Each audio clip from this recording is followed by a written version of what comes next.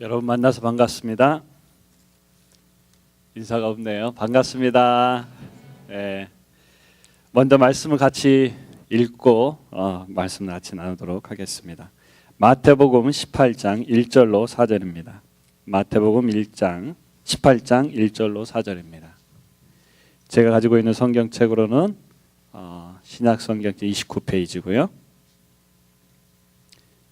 교독하도록 하겠습니다. 제가 먼저 읽겠습니다. 그때에 제자들이 예수께 나와 이르되 천국에서는 누가 크니까? 이르시되 진실로 너희에게 이르노니 너희가 돌이켜 어린아이들과 같이 되지 아니하면 결단코 천국에 들어가지 못하리라.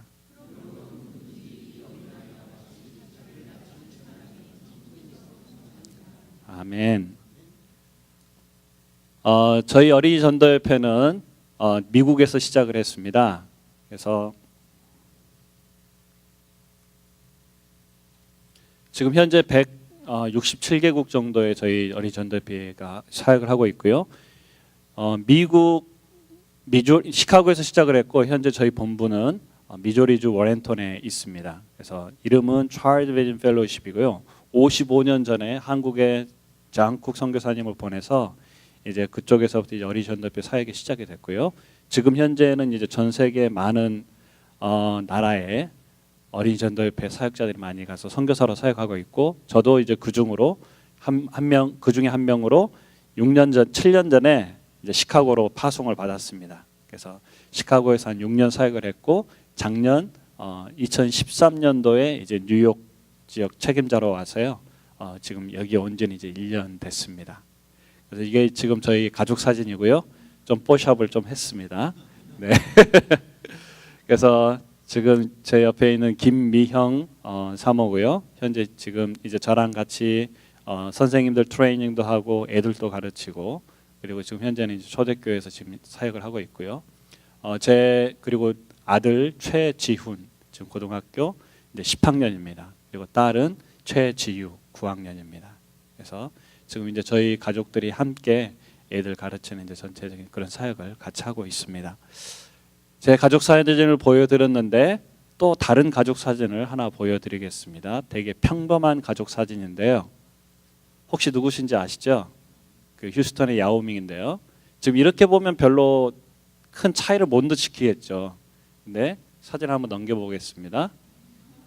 야오밍이 약 7피트 한 6인치 그 정도 되고요. 그래서 이제 가족 사진 전체를 이렇게 해보면 아버지가 6피트 10인치, 아내가 6피트 4인치. 그러니까 슈퍼 패밀리입니다. 그래서 이렇게 놓고 보니까 이 가족들이 얼마나 큰지 우리가 볼 수 있는데요. 자, 여기서도 보면 제자들이 먼저 예수님께 찾아옵니다. 천국에서 가장 큰 사람이 누구입니까? 물어보죠. 천국에서 제일 큰 사람은 키가 큰 사람이 가장 클까요?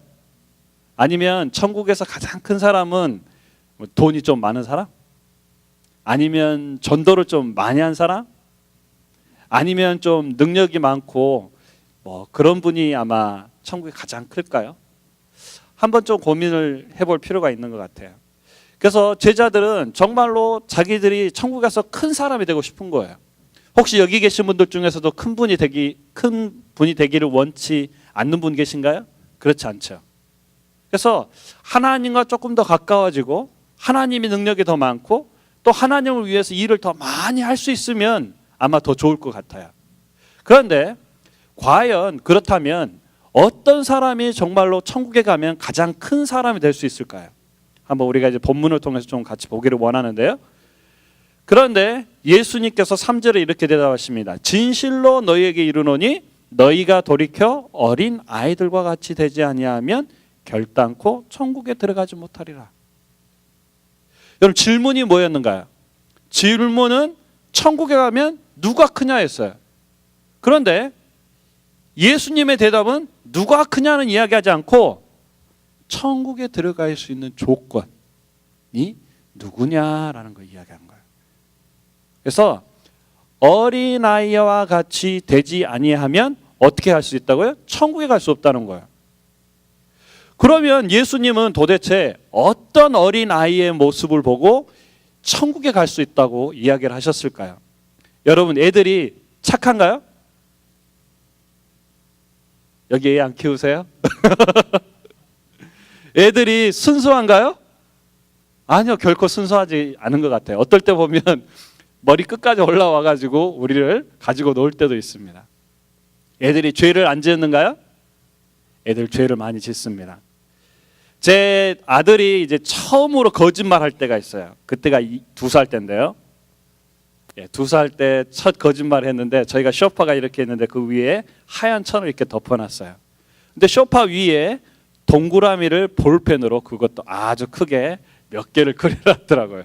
그리고 밑에는 이제 착착착 해가지고 볼펜으로 이렇게 다 그어놨어요. 그래서 보고 이제 아들을 부릅니다. 지훈아, 이거 너가 했지? 그러니까 고개를 막 저어요. 그러면서 하는 말이 지유, 지유 그러는 거예요. 기지도 못하는 애가 어떻게 원을 그릴 수가 있어요? 저는 이제 처음에 이 원을 너무 예쁘게 그려서 이제 칭찬해 주려고 부른 건데 이 애는 혼날까봐 거짓말을 한 거예요.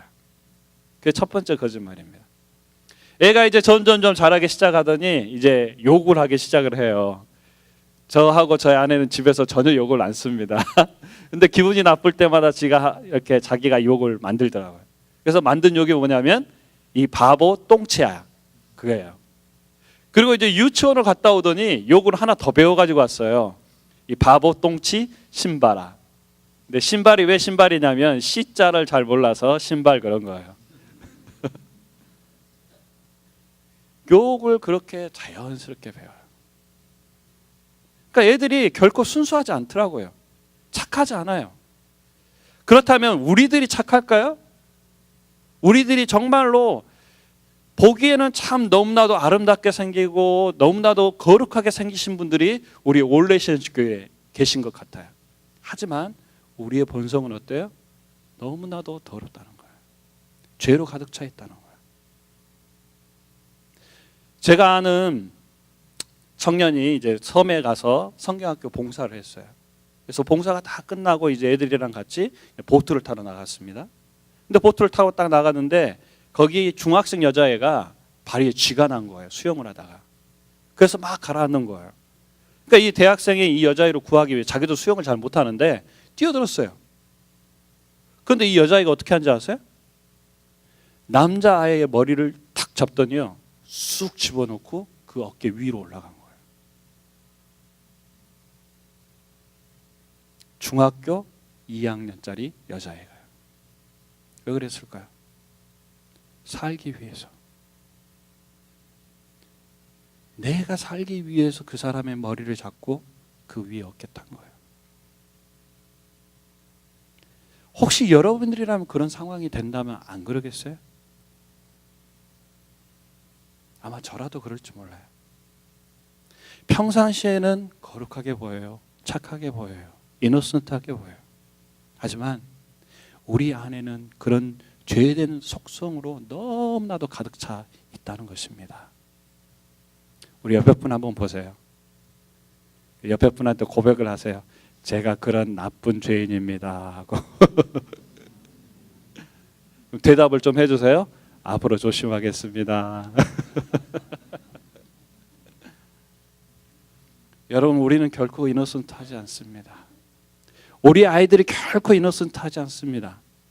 그렇다면 도대체 왜 예수님은 그 어린아이의 어떤 모습을 보고 이 어린아이와 같이 되지 아니하면 천국에 갈 수 없다고 이야기하셨을까요? 저는요, 어린이 사역을 오랫동안 한 사람이에요. 고민이 많이 됐어요. 아무리 애를 봐도 착하지 않아요. 맨날 떠들고 어질고 소리 지르고 애들만 오면 난리가 아니에요. 아주 전쟁터 같아요. 예배 시간에 집중 안 해요. 그런데 도대체 그런 애들을 보고 어떻게 이 애들이 천국 갈 수 있을까? 고민이 되는 거예요. 그런데 어느 날 하나님이 거기에 대한 대답을 주셨습니다. 어린아이와 같이 되지 아니하면. 여러분, 이제 저를 딱 닮은 아들이 태어난 거예요. 얼마나 예뻐요. 그리고 이제 그 아이를 키우기 위해서 아내가 살도 찌고 또 먹을 것도 많이 먹고 젖도 먹이고 또 피가 나도 이렇게 막 먹이더라고요. 되게 힘들어하더라고요. 잠도 못 자고.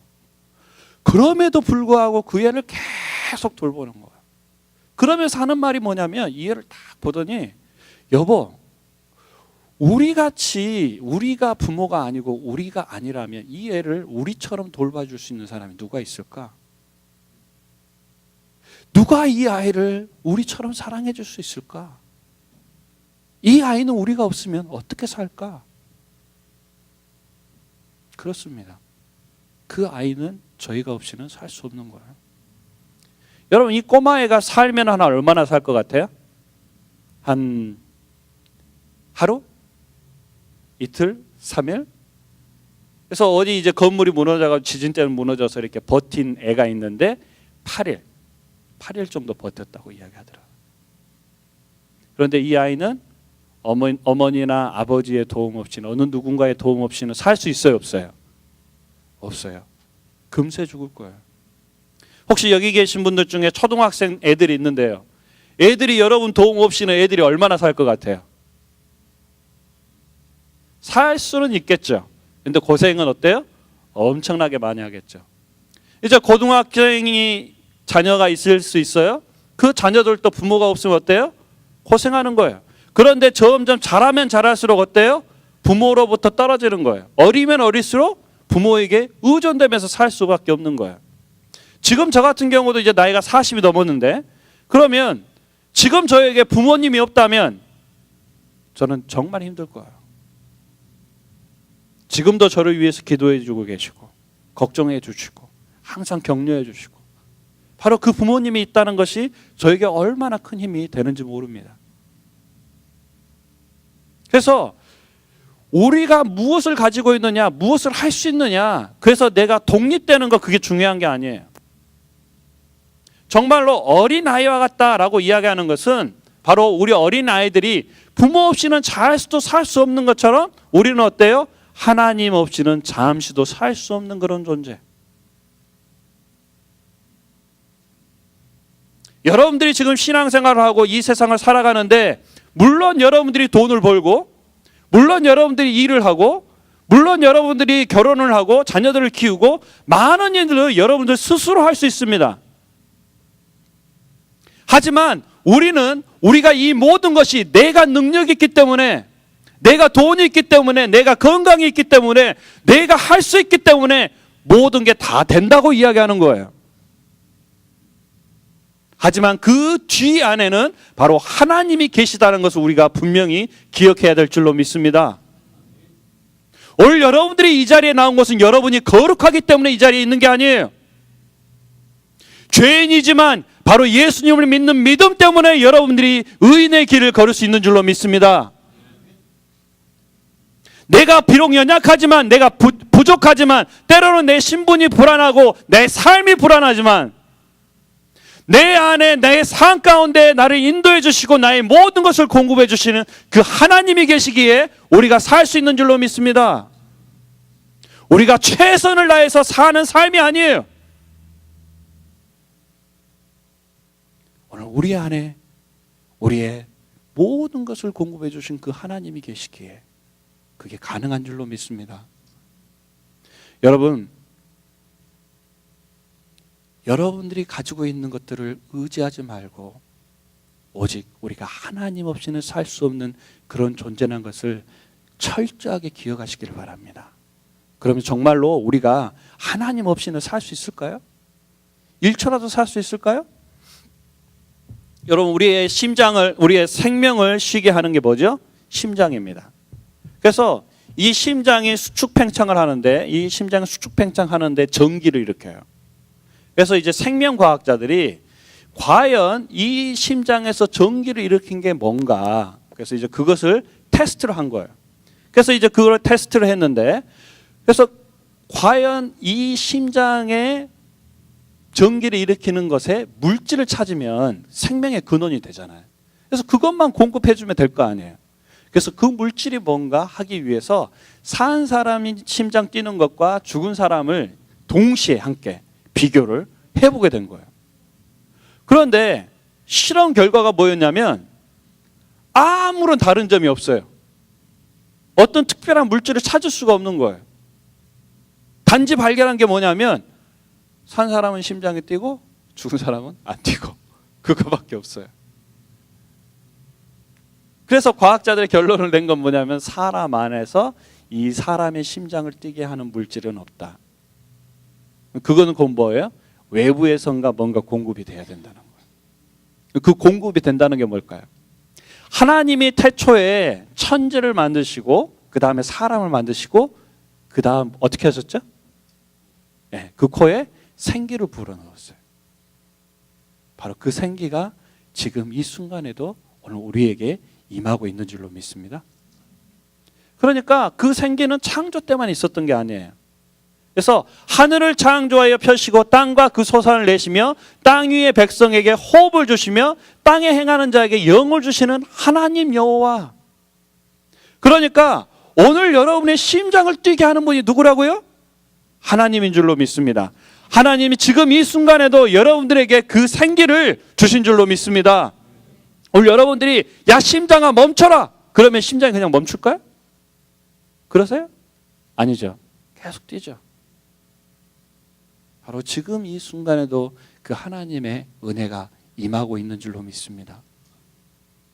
때로는 힘들고 어렵고 어둠 속에 있을 때 하나님이 나를 버렸다고 생각했을 때 하나님이 없다고 생각할 때 여러분의 심장을 한번 만져보세요. 뛰는지 안 뛰는지. 한번 지금 뛰는지 안 뛰는지 한번 볼까요? 한번 만져보세요. 네. 뛰세요? 네. 지금 이 순간에도 여러분에게 그 하나님의 은혜가 그 은총이 여전히 우리에게 임하는 줄로 믿습니다. 오늘 그 하나님의 은혜를 항상 우리가 누리며 살 수 있어야 돼요. 오늘 하나님의 마음을 좀 같이 나누기를 원합니다. 혹시 여러분의 자녀들이 죽을 병에 걸려 있다면 여러분 어떠실 것 같아요? 날마다 울 거 아니에요. 하나님 왜 이런 일이 우리 아이들에게 일어나게 해주세요. 하나님 차라리 내 아들이 아픈 일이 차라리 제가 아프게 해주세요. 하나님 이 아이를 낫게 해주세요. 아마 울고 또 우실 거예요. 아마 의사를 찾고 아마 약을 찾으러 온 동네를 돌아다니며 온 나라를 다 찾으며 아마 그 방법을 찾아낼 거예요. 그래서 마침내 의사를 찾았어요. 그래서 이 애가 수술이 필요한 거예요. 그래서 이 수술을 하기 위해서 여러분 집을 파실 분 손 들어보세요. 예, 손을 못 드는 이유는 집이 없어서 못 팔죠. 집이 있다고 생각하고 자, 손 들어보세요. 예, 조금 그래도 여전히 손을 안 드신 분이 계셔요. 자, 그러면 내 아들에게 피를 줄 수 있는 분, 혈액형 따지지 말고 자, 피를 줄 수 있는 분. 그래요. 자, 그러면 우리가 콩팥, 키드니 2개가 있어요. 둘 중에 하나를 줘서 내 아들을 살릴 수 있다. 그러면 떼서 주실 분. 네, 조금 숫자가 준 것 같아요. 자, 그러면 이번에 조금 더 가서요. 여러분에게 하나밖에 없는 심장. 내 심장을 떼서 내 아들을 살릴 수만 있다면 나는 기꺼이 내 심장을 떼서 주겠다. 손 들어보세요. 확실히 줄기는 주네요. 네. 말이라도 줘야 될 거 아니에요. 그때 가서 생각해 보더라도. 그렇습니다. 저는요, 저희 아이들한테 그렇게 좋은 부모는 못 돼요. 저는 어린 사역을 하기 때문에 그래도 애들하고 같이 놀아주려고 하고 많은 일들을 하려고 하고 관심을 가지고 이렇게 해요. 그럼에도 불구하고 제가 이렇게 제 삶을 돌아보니까 한국에서 사역하는 동안에 한 번도 휴가를 간 적이 없어요. 한 번도. 그렇더라고요. 또 이제 제가 사역을 하고 이렇게 쭉 들어왔는데 들어와서 이제 또 다음 사역을 준비해야 되잖아요. 그래서 이제 방에 딱 들어와서 이제 문을 딱 닫았어요. 근데 이제 제 딸 지우가 애교가 많아요. 그래가지고 저랑 또 같이 놀자고 와가지고 놀자고 문을 막 두드려요. 그래서 아빠 사랑해, 문 좀 열어줘, 그런 거예요. 얼마나 마음이 아파요. 준비해야 되는데 놀아줘야 돼. 고민이 많이 됐어요. 제가 문을 열어줬을까요? 안 열어줬을까요? 안 열어줬을 것 같죠? 안 열어줬어요. 저는 좋은 부모가 못 돼요. 근데 그럼에도 불구하고 제 아들이 살 수만 있다는 그 심정을 떼줄 수 있어요. 그렇다면 우리의 가장 좋으신 하나님은 어떨까요? 하나님의 자녀들이 지금 죽을 병에 걸려 죽어가고 있습니다. 죄의 병에 걸려서 죽어가고 있는 거예요. 그 자녀가 죽어가고 있을 때 하나님은 울고 또 울고 또 우시고 그 가슴을 치면서 이 아이를 살릴 자 누가 있는고? 누가 내 아이를 살릴고? 어디에 가면 그 약을 찾을 수 있을고? 하나님은 계속해서 주야로 우신다는 겁니다. 눈은 눈물의 근원이 된다는 겁니다. 그래서 하나님은 그 눈물을 계속 지새우면서 결국은 마침내 그 약을 찾았어요. 그 약이 뭘까요? 바로 그분의 한 분밖에 없는 심장이에요. 아니, 그분보다도 더 중요한 예수 그리스도 단 한 번 독생자 예수님의 아들의 심장인 거예요. 바로 그분을 십자가에 못 박혀서 그 심장을 희생해서 그 약을 만들었어요. 근데 더 마음 아프게 한 일이 있습니다. 그게 뭘까요? 그 약을 어느 누구도 먹지 않으려고 하는 거예요. 이것만 먹으면 낫는데, 이것만 먹으면 구원받는데, 예수님만 믿으면 영원한 생명을 얻는데 어느 누구도 그걸 먹지 않으려고 하는 거예요. 그런데 하나님의 마음을 더 아프게 하는 일이 있습니다. 그게 무슨 일인지 아세요? 어떤 사람들은 그것을 먹었어요. 그런데요, 입을 딱 닫고요, 어느 누구에게도 그 사실에 대해서 말하지 않는다는 겁니다. 하나님은 지금 울고 계십니다. 저 밖에서 죽어가고 있는 저 영혼들 때문에 하나님은 지금 울고 계십니다. 지금 저 영혼들이 약이 준비가 되었음에도 불구하고 영원한 생명을 얻을 수 있음에도 불구하고 먹지 않기 때문에 하나님은 울고 계십니다. 하나님은 지금 이 순간 울고 계십니다. 이미 약을 먹었지만 그 약을 먹고 나았음에도 불구하고 그 어느 누구에게도 그 복음을 전하지 않는 여러분과 저 때문에 하나님은 울고 계신다는 것입니다. 오늘 그 누가 그분의 눈물을 닦아드릴 수 있을까요? 심지어는 나의 자녀에게조차도 그 복음을 어떻게 전해야 되는지, 어떻게 가르쳐야 되는지 모른다는 거예요. 내 이웃에게, 내 가족에게. 오늘 하나님의 눈물을 닦아드릴 수 있는 분이 바로 여러분이 되기를 원합니다. 오늘 그 하나님의 눈물을 닦아줄 수 있는 분이 이 교회가, 올레이션 교회가 되기를 원합니다. 오늘 그게 하나님의 마음인 거예요. 저 죽어가는 영혼들을 위해서 울지 않고 그 버든이 없는 상태에서 어느 누가 그들을 구원할 수 있을까요? 어느 누가 갈 수 있을까요? 오늘 여러분이 가시기를 바랍니다. 하나님의 눈물이 여러분의 심령 가운데 있기를 원합니다.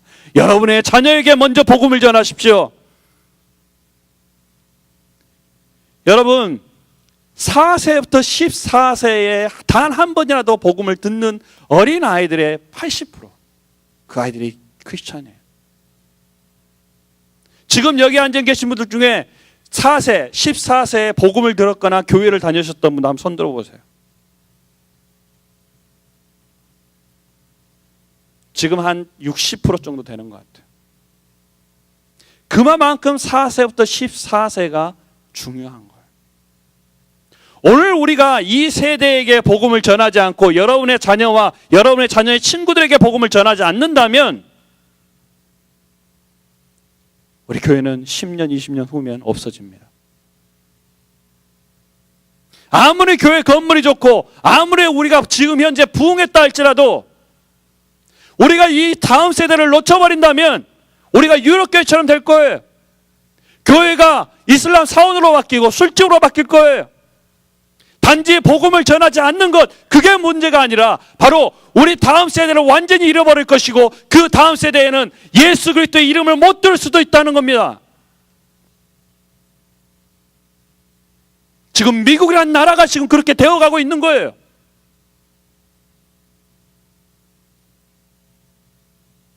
여러분, 우리가 크리스마스 때 메리 크리스마스 제대로 못 하잖아요.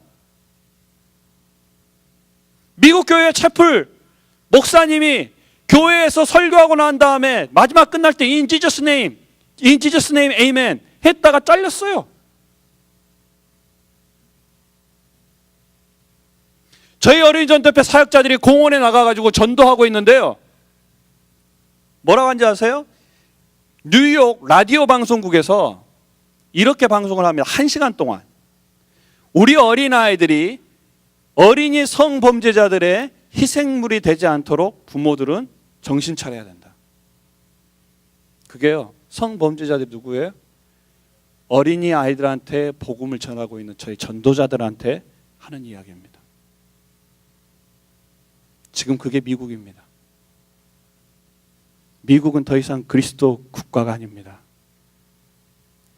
기독교를 핍박하는 나라가 되어버렸습니다. 오늘 우리가 우리 다음 세대를 지금 놓쳐버린다면, 여러분 중학교 이제 고등학교 떠나면 교회를 떠나면서 학교 가면서 집을 떠나면서 교회도 신앙도 하나님도 다 떠나버린다는 거예요. 오늘 우리가 제대로 믿지 않고 오늘 우리가 우리 아이들을 제대로 가르치지 않냐고 우리가 제대로 신앙생활 하지 않는다면 우리에게 다음 세대는 없습니다. 오늘 여러분이 정말로 다음 세대를 하나님께로 인도하는 교회 되시기를 바랍니다. 너무 멋진 표현 아니에요? 그렇죠? 오늘 여러분들이 정말로 그 다음 세대를 하나님께 인도하여 그걸로 끝나는 것이 아니라 그 아이들이 바로 다른 세대들을 하나님께 인도할 수 있는 그런 역사들이 일어나기를 바랍니다. 오늘 그 사명이 여러분에게 맡겨져 있다는 거예요. 오늘 여러분들이 여러분의 다음 세대를 놓치지 않기를 바랍니다. 여러분이 다음 세대, 여러분의 자녀 세대를 놓쳐버리면 그 다음 세대가 없어지는 거예요. 우리 옆에 분에게 말씀하십시오. 당신이 그래서 매우 중요합니다. 여러분, 여러분들이 지금 중요한 시간에, 중요한 자리에, 중요한 교회에 있다는 것을 기억하십시오. 그래서 우리가 우리 아이들에게 복음을 잘 전할 때에 비로소 우리 교회가 제대로 설 수 있다는 겁니다. 그래서 우리가 어린아이처럼 바뀌지 아니하면 어때요? 천국에 갈 수 없다는 거예요. 그리고 누구든지 이 어린아이와 같이 자기를 낮추는 그 이가 어디에서 크다고요? 천국에서 가장 큰 줄로 믿습니다. 여러분들이 가지고 있는 게 무엇인가요? 여러분의 능력이 무엇인가요? 여러분이 할 수 있는 게 무엇인가요? 내가 아무리 돈이 많고 아무리 뭘 잘한다 해도 하나님만큼 잘할 수 있는 분은 없어요.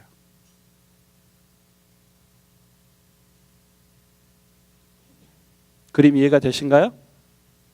여러분들이 열심히 삽질하고 있지만 예수님이 옆에서 포크레인으로 한 번만 퍼주면 끝나요. 그럼에도 불구하고 방해시키지 말라고. 내가 뭐 할 수 있다고, 내가 얼마나 잘났다고, 내가 가지고 있는 게 무엇이라고. 여러분이 가지고 있는 건강, 여러분이 가지고 있는 돈, 여러분이 가지고 있는 인맥, 여러분들이 할 수 있는 신분, 여러분 다 믿지 마세요. 여러분들이 할 수 있는 것은 정말로 너무나도 적다는 거예요.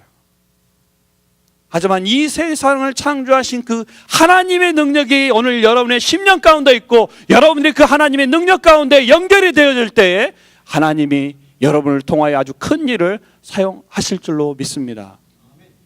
그러기에 우리가 하나님과 연결되는 게 너무나도 중요하다는 겁니다. 저는 어렸을 때부터 하나님께 되게 많이 훈련을 많이 받았어요. 저는 초등학교 2학년 때, 사실 저는 목회자가 되려고 전혀 생각 안 했던 사람이에요. 그런데 하나님께서 저는 그렇게 준비하신 것 같아요. 초등학교 2학년 때부터 저는 콰이어 타임을 했습니다. 그리고 매년 그 여름방학 때가 되면 그때 이제 캠프를 갔어요. 미국에서는 이제 그런 거 자연스러웠지만 한국에서는 제가 태어나던 당시에는 그렇게 자연스러운 일은 아니었어요. 그래서 성경 캠프로 가서 하나님 배우고, 중학교 2학년 때 전도할 수 있는 툴을 배워서, 그리고 동네에 나가가지고 할머니 할아버지들한테 복음을 전했어요. 실제로. 그리고 대학교 가서 이제 복음 전하고 학생들 트레이닝 시키고 뭐 성경 공부 인도하고 뭐 그렇게 쭉 하다가 결국 이제 하나님 목회자로 불러서 이제 오게 됐는데, 그럼 하나님이 되게 훈련을 많이 시켰고 이제 사역도 되게 많이 성장을 시키셨어요. 한 도시에서 한 6천 명 정도 되는 어린 아이들 모아서 저희들이 복음도 전하고 뭐 여러 가지 활동을 되게 많이 했는데요. 그렇게 이제 사역을 쭉 하다가 이제 조금 살만해지니까 하나님이 이제 시카고로 선교사로 불렀어요. 그래서 이제 제가 선교사로 이제 딱 가게 됐는데, 처음에 제가 한 3년 정도만 고생하면 난 잘할 수 있다. 왜? 이제껏 사역도 많이 했고 그 하나님 트레이닝도 많이 시켰으니까 난 잘할 수 있다. 웬걸요? 와서 보니까 목사님들이 저한테 첫 번째 하는 물어보는 게 뭐냐면, 너 영어 잘하냐요. 뭐 이제 온 사람이 영어를 잘해봐야 얼마나 잘하겠어요. 처음에 여권할 때 가가지고 주문을 했는데 잘못 나와서 어때요? 그냥 그거 그대로 들고 가서 먹었어요. CD가 이제 신청을 했는데 잘못 와서 전화를 걸어가지고 취소하려고 전화를 걸었는데 그 다음 주에 CD가 하나 더 왔어요. 미치겠더라고요.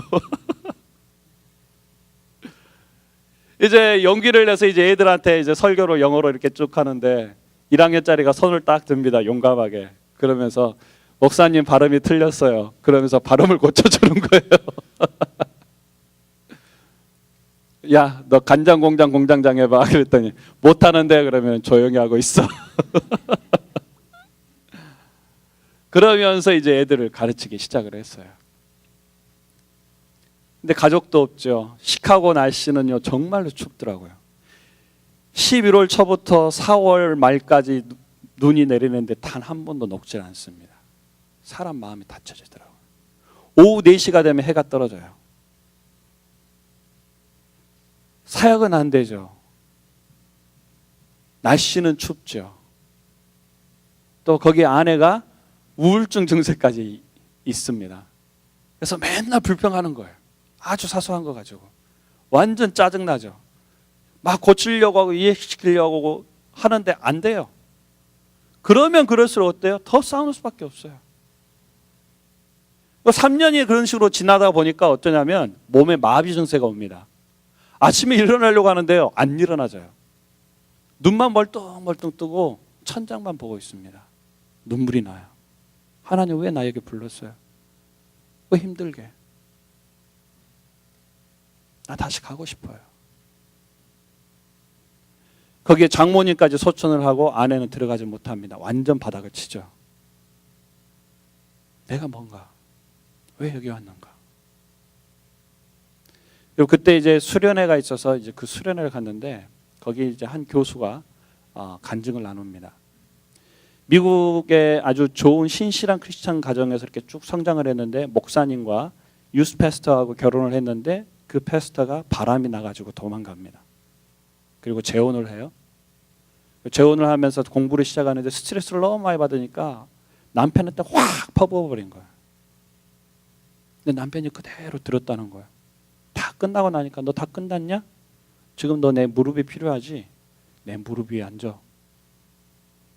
이상했어요. 그래서 무릎 위에 앉았다는 거예요. 근데 뭔가 막혔던 게 풀리면서 자기 남편이 꼭 바위 같았다는 거예요. 근데 제가 그 얘기를 듣는데요. 내가 내 아내를 위해 바위가 되어줬던가? 안 그랬어요. 그런데 하나님이 특별한 체험을 하게 하시는데 아내가 겪었던 외로움, 아픔, 고통이요. 제 몸으로 느껴지는 거예요. 몸으로. 그게 느껴지는데요. 저도 모르게 눈물을 흘렸어요. 한 30분 울었던 것 같아요. 그러고 나더니 제가 바뀌었어요. 집에 갔는데 똑같아 상황. 아내가 계속 불평하는 거예요. 그래서 그런데 문제는 제가 바뀌니까 이해가 되고 들리는 거예요. 같이 울어줬어요. 그러니까 아내가 몇 주 지나니까 회복이 되기 시작합니다.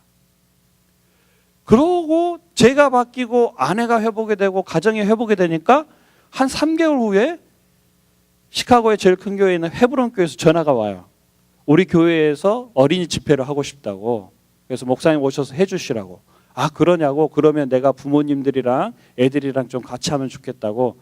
목사님이 원하는 거라면 다 말씀하시라고. 다 하겠다고. 우리가 서포트 하겠다고.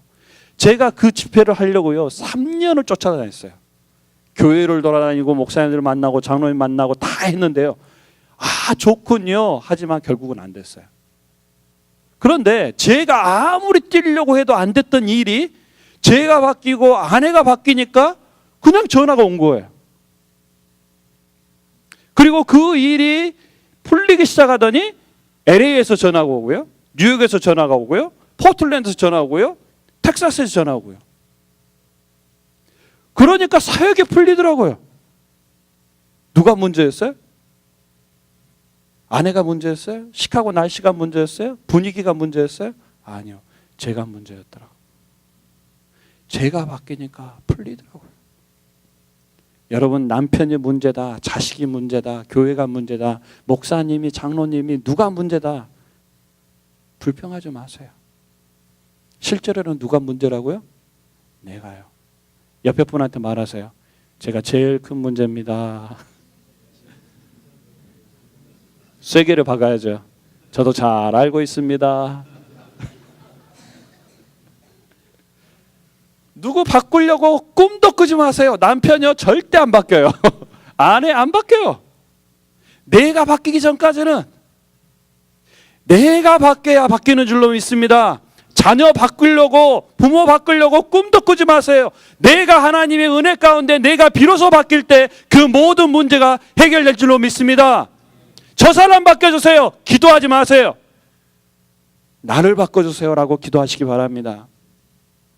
그렇게 해서 이제 3년이 지나고 4년, 5년이 되니까 시카고에 이제 살만 하더라고요. 근데 하나님은 또 그 꼴을 못 봐요. 그러더니 하나님이 5년째 되니까 저보고 뉴욕으로 옮기래요. 하나님 나 더 이상 못해요. 왜 꼭 살만하면 옮기라고 그래요. 그 뉴욕에 와서 이제 집값을 보니까 입이 딱 벌어지는데 더 이상 제가 여기서 살 수 있는 장소가 못 돼요. 여러분 참 너무 대단해요. 이런 데서 사시니까. 못 하겠어요. 자, 버텼어요. 그런데 하나님이 너가 순종할 수 있는 가운데 순종하는 것은 어느 누구나 다 한다. 순종할 수 없는 가운데 순종하는 것이 믿음이다. 너가 5년 만에 했던 건 내가 단 1년 만에 할 수 있다. 너는 나를 믿고 가라. 너 보지 않았니? 1년 반을 버티다가 하나님이 저에게 너무나도 확신을 주셔서 왔어요. 근데 정말로 하나님이 시카고에서 6년 했던 사역보다도 여기에서 1년 했던 사역을 훨씬 더 크게 하시더라고요. 여러분, 내가 일하는 게 아니더라고요. 저는 착각하고 살았어요. 제가 잘한 줄 알았어요. 근데 하나님이 일하고 있다는 것 여러분 기억하시기 바랍니다. 그래서 이런 삶을 좀 살다가 보니까 좀 그런 험난한 꼴을 당하면 시인이 된다 그래요. 그래서 제가 시를 한 편 썼거든요. 자, 읽어드릴게요. 갈망이라는 시입니다. 내 마음에 떨어진 한 알의 씨, 그 싹을 틔우기 위한 귀중한 생명의 희생, 그 싹이 자라는 데 필요한 태양, 물, 땅, 그리고 사랑. 그러나 그 땅은 척박한 땅, 마른 땅, 가시덤불, 뜨거운 바람, 살을 찍는 폭풍. 그 삭슨 물을 갈망한다. 나의 손을 뻗는다. 어디엔가 있을 그 영원한 샘을 향하여 지친다. 그러나 어느 날 하늘이 열린다. 한 방울 두 방울 내를 이루고 강을 만들어 나의 손을 적신다. 나는 비로소 눈을 뜬다. 나는 비로소 마음을 연다. 나는 비로소 생명을 나눈다. 비로소 나는 숲을 이룬다. 그 농부의 웃음을 본다. 이거는 저의 이야기입니다. 그리고 이 이야기는 바로 여러분의 이야기입니다. 이거는 하나님의 이야기입니다. 우리는 정말로 척박한 땅, 그 뜨거운 바람, 도저히 살 수 없는 그 광야 같은 세상에서 살고 있습니다. 그리고 그 땅에서 살아남기 위해 우리는 몸부림을 칩니다. 거기서 벗어나기 위해 몸부림을 칩니다. 어디인가 있을 그 물을 향하여. 하지만 그 안에는 그 어떤 안식도 평안도 없다는 것입니다. 하지만 어느 날 하나님이 여러분을 위하여 그 하늘의 문을 여셔서 오늘 여러분에게 그 비를 내려주시기를 바랍니다. 오늘 그 비가 여러분의 심령 깊은 곳에 들어가 여러분의 그 갈망을, 그 갈증을 해소해 주기를 원합니다. 오늘 그 은혜와 그 사랑이 오늘 여러분에게만 임하는 것이 아니라 여러분의 자녀들에게 임하기를 원합니다. 흘러 들어가기를 원합니다.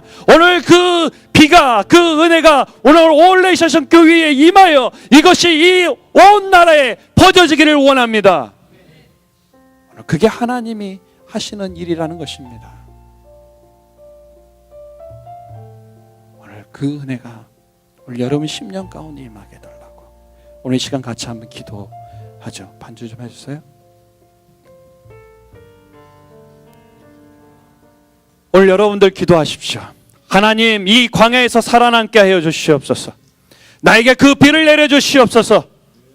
하나님, 내가 살아나게 하여 주시고 하나님, 내 갈증을 해소하여 주시옵소서. 내가 하나님을 경험케 하여 주시옵소서. 하나님을 만나게 하여 주시옵소서. 오늘 나만 만나는 것이 아니라 그 하나님은 우리 자녀들이 만나기를 원합니다. 그 아이들이 하나님의 사랑을 알고 예수 그리스도의 십자가의 능력을 체험하기를 원합니다. 하나님, 오늘 그 비를 내려 주시옵소서. 하늘의 문을 열어 주시옵소서. 하나님의 그 은혜의 단비를 나에게 내려달라고, 오늘 그 단비를 우리 올레이션 교회에 임하게 해달라고 우리 주여 한번 크게 외치고 오늘 이 시간 같이 한번 기도